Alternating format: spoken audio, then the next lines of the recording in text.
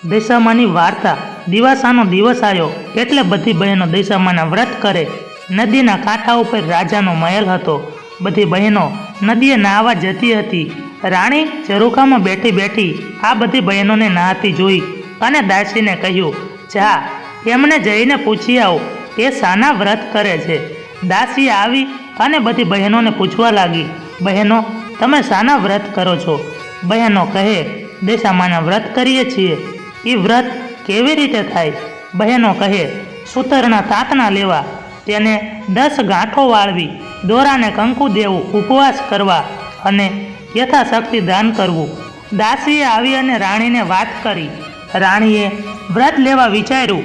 રાતે રાજા ઘરે આવ્યા ત્યારે રાણીએ કહ્યું, હું દશામાનું વ્રત લઉં? રાજાએ કહ્યું, એ વ્રત કરવાથી શું લાભ થાય? રાણી કહે, નિર્ધનને ધન મળે, મન વાંછિત ફળ મળે, સુખ મળે, સમૃદ્ધિ મળે, પુત્ર પરિવાર વધે। રાજા તો અહંકારી હતો। એ કહે, મારે ધનની ખામી નથી, રાજપાટ સુખ સાહેબી બધું છે। રાજાના આવા વચનોથી રાણી રીસાયા, ખાધા પીધા વગર સૂઈ ગયા। રાત્રે દશામાં આવ્યા અને આખાય રાજમાં ફરી વળ્યા। સવાર થયું, રાજ્યમાં અવ્યવસ્થા ઊભી થઈ, અંધાધૂંધી થવા લાગી। રાજ્યના ભંડારમાંથી પૈસો ચાલ્યો ગયો। કોઠાર જોવા જાય તો ખાલી ખમ, અન્નનો એકેય દાણો ન મળે। ગામની પ્રજા રાજા પાસે આવી અને કહેવા લાગી, રાજા રાણી તમે પહેર્યા લુગડે બહાર નીકળી જાઓ, તમારા રાજ્યની ખરાબ દશા બેસશે। રાજા રાણી તથા 2 કુંવર પહેર્યા લુગડે ચાલી નીકળ્યા। ગામના પાદરમાં ફૂલવાડીમાં જઈને બેઠા તો ફૂલવાડી બળીને ભસ્મ થઈ ગઈ। રાણી કહે, આપણી કઠણ દશા બેઠી છે, આપણે અહીં રહેવામાં સાર નથી, રાજની પ્રજા દુઃખી થશે, એ કરતાં આપણે અહીંથી ચાલ્યા જવી। રાજા રાણી આગળ ચાલ્યા। રસ્તામાં કુંવરો ભૂખ્યા થયા। થોડી વાર રાણીની સહેલીનું ઘર આવ્યું। રાણી કહે, બહેન બટકુક રોટલો આપો। જા રાંડ ભિખારણ, રોટલો કેવો અને વાત કેવી, મારા રાજ્યમાં ભીખ માગતા શરમ નથી આવતી? એમ કહી બહેનપણીએ પણ તેને ધૂધકારી। રાજા રાણી આગળ ચાલ્યા। કુંવરને તરસ લાગી એટલામાં એક વાવ આવી। રાણી કુંવરને લઈ અને પાણી પીવડાવવા વાવમાં ઉતરી। ત્યાં તો બંને કુંવરોને દશામાએ વાવમાં ખેંચી લીધા। રાણી રોતી કકળતી રાજા પાસે ગઈ અને કલ્પાંત કરતી કહે, બંને દીકરા વાવમાં પડી ગયા। રાજા કહે, કલ્પાંત કરશો નહીં, જેના હતા એણે લઈ લીધા। ત્યાંથી રાજા રાણી આગળ ચાલ્યા। માર્ગમાં રાજાની બહેનનું ગામ આવ્યું। રાજા કહે, બહેનને મળ્યા વગર જવાય નહીં। એક પખાલી સાથે એણે સંદેશો મોકલાયો કે તમારા ભાઈ ભોજાઈ મળવા આવ્યા છે। બહેન કહે, મારા ભાઈ ભોજાઈ આમ ઘોડા પાલખી વગર આવે નહીં, પણ સમજુ બહેને મનમાં વિચાર્યું કે ભાઈની કઠણ દશા હોય તો કદાચ આવ્યા પણ હોય।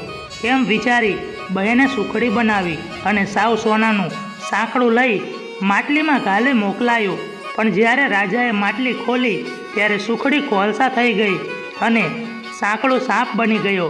રાજાએ વિચાર્યું કે માં જણી બહેન મને મારી નાખવા રાજી ન હોય, એણે તો ખાવાની વસ્તુ મોકલી હશે, પણ આ તો દશામાના ખેલ જણાય છે। રાજાએ માટલી ભોંયમાં ભંડારી અને આગળ ચાલ્યા। માર્ગમાં મોટી નદી આવી। નદીના પટમાં ચીભડાના વાડા હતા। રાણીએ કહ્યું, ભાઈ ખેડૂત, અમને ભૂખ લાગી છે, એક ચીભડું આપો તો સારું। ખેડૂતે ચીભડું આપ્યું, પણ દિવસ આથમી ગયો હતો અને સૂર્યાસ્ત પછી ખાવું નહીં એવું રાજાનો નિયમ હતું, તેથી ચીભડું પડખે મૂકી દીધું અને સૂઈ ગયા। એવામાં રાજ્યના રાજાનો કુંવર રિસાઈ અને સાનો માનો મોસાળમાં નાસી ગયો હતો, તેથી રાજાના સૈનિકોને કુંવરને શોધવા નીકળ્યા હતા। તે ફરતા ફરતા રાજા રાણી જ્યાં સૂતા હતા ત્યાં આવી ચડ્યા। પેલું ચીભડું અચાનક કુંવરનું માથું બની ગયું અને તેથી સૈનિકોએ તેમણે જોયું।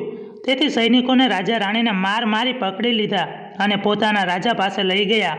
પેલા રાજાએ તેમને કેદમાં પૂર્યા। રાજા રાણીએ જુદી જુદી ઓરડીમાં પૂર્યા। રાજા તો વિચાર કરે, 12 મહિનાની કઠણ દશા આવો ભોગવી રહ્યો છું, એ તો દશામાના ખેલ જણાય છે। રાણી ઓરડીમાં એકલી રોતી રોતી બેઠી હતી। તેણે વિચાર્યું કે રાજાએ દશામાનું અપમાન કર્યું છે, તેથી આ બધા દુઃખ પડે છે।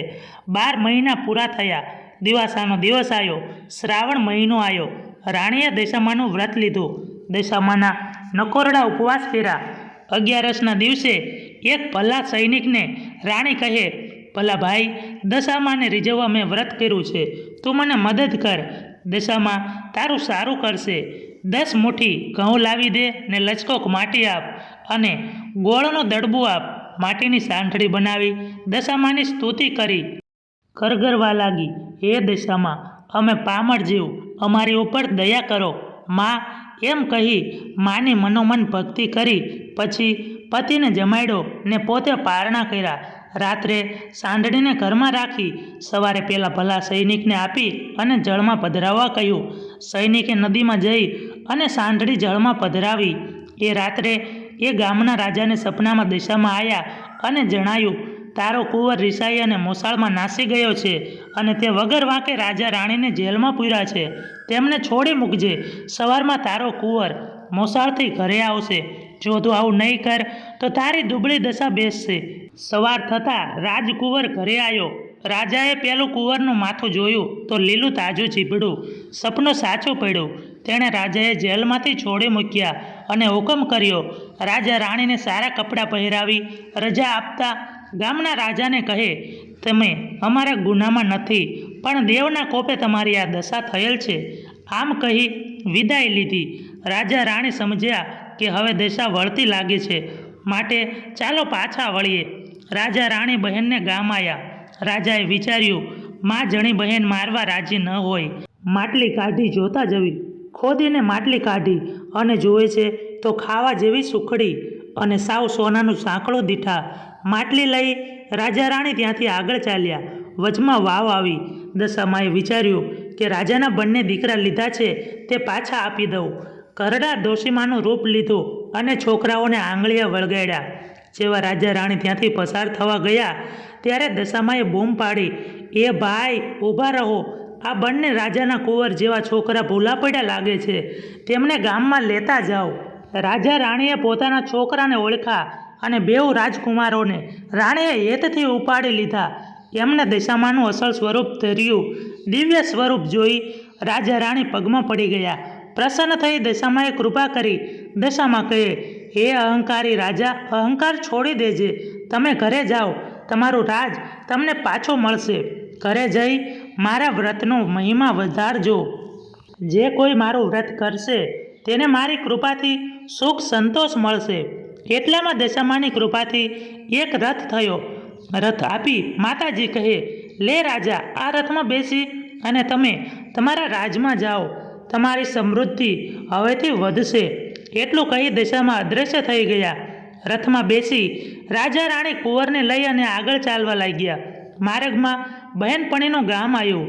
જેણે ઝાંકારો દઈ અને તેને બહેનપણીને ધૂતકારી હતી તે સામે ચાલી ભેટી પડી અને કહેવા લાગી, ઓ બેન, ઘણા દીવે આવ્યા, આજ તો તમને જવા નહીં દઉં.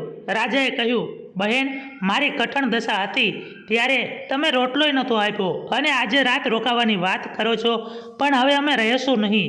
એટલું કહી રાજા રાણી ત્યાંથી આગળ નીકળ્યા.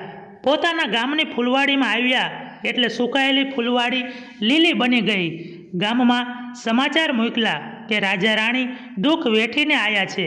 ગામના લોકો વાજતે ગાજતે સામયું લઈ અને રાજા રાણીને વધાવ્યા અને મહેલમાં લઈ ગયા. આખા રાજની દશા વળતી થઈ. સૂરજના પેઠે રાજાને કીર્તિ વધવા લાગી. પ્રજાના આનંદનો પાર ન રહ્યો. રાજા રાણીએ દશામાના વ્રતનો મહિમા વધાર્યો, તેથી રાજમાં સુખ સમૃદ્ધિ વધી. આમ 5 વર્ષ પૂરા થયા એટલે રાણીએ વ્રતનું ઉજવણું કર્યું. રૂપાની સાંઢણી કરી બ્રાહ્મણને દાનમાં આપી. દશામાનું પૂજા નૈવેદ્ય ધર્યું. ગામ આખાને જમાડ્યું અને પુણ્ય દાન કર્યા. રાણીએ રાજાની રીત પ્રમાણે આવી રીતે ઉજવણું કર્યું, તેથી રાજમાં દશામાની કૃપા ઉતરી. હે દશામાં, જેવી રાજા રાણીની દશા વળી એવી સૌની દશા વાળજો. મિત્રો, વિડીયો પસંદ આવ્યો હોય તો વિડીયોને લાઈક કરી અને ચેનલને સબસ્ક્રાઈબ કરવાનું ભૂલશો નહીં.